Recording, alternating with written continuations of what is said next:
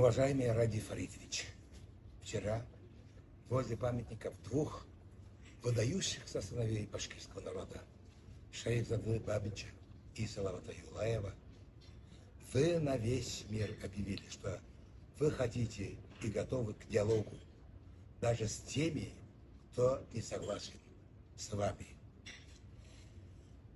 К сожалению, все красные линии пройдены, есть уже жертвы.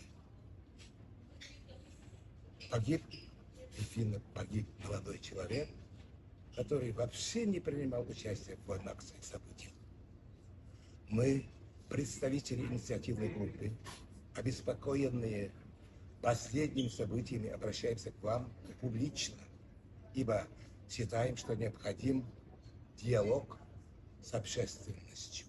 На основе многочисленных обращений граждан к старейшинам нашего народа мы призываем сесть за стол переговоров с инициативной группой в расширенном составе в целях скорейшей стабилизации непростой ситуации в республике. Прекратить очернение башкир по всем имеющимся информационным каналам. Прекратить башкир делить на своих и на чужих. Выявить и привлечь к ответственности виновных в смерти и в избиении задержанных. Прекратить преследование участников событий 17 и 19 января в Баймаке и в Уфе.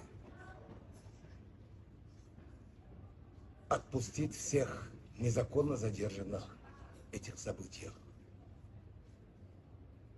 Ради Фаридович, диалог нужен в срочном порядке, чтобы не допустить появления новых трагических случаев.